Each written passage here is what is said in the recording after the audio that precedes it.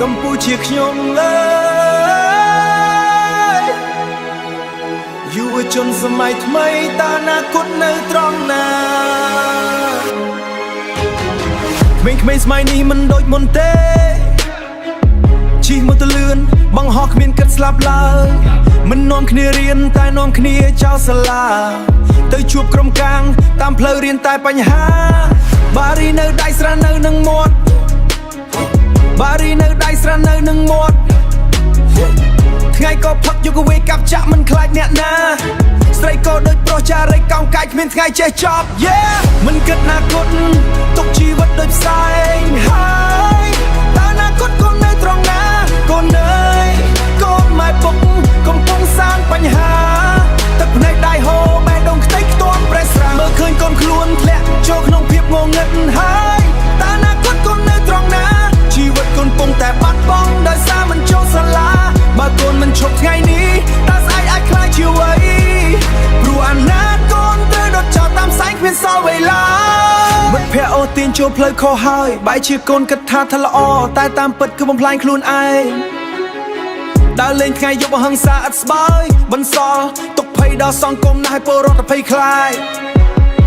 ក្មេងទំនើងនឹងកាត់តកើឡើងរាល់ថ្ងៃមកអង្គុយចាំផ្លូវតែបេះដូងព្រួយពេក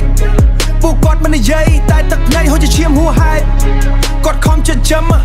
កូនមិនសម្រាប់ឲ្យខូចតែចង្ក្រោយកូនបែកជ្រើផ្លូវងងឹតទ្រូងម៉ែពុកប្រេះឲ្យកូន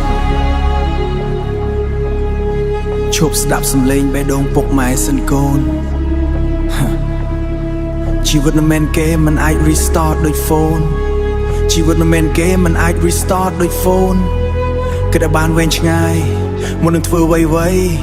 គិតខំមួយជំហានអាចបំផ្លាញជីវិតកូនអស់ចុងក្រោយសល់អ្វីក្រៅពីដេកស្ដាយក្រោយក្នុងមន្ទីរឃុំឃាំង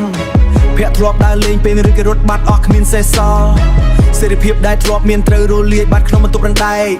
អង្គុយមើលទៅមេឃឃើញតចិញ្ចាំខាងជាប់ខ្លួនឯងទឹកភ្នែកកូនហូរក្នុងពេលនេះយឺតពេលទៅហើយម៉ែពុកមកសួរសុខទុក្ខទាំងខ្លួនប្រាណគាត់ចាស់ជឿរា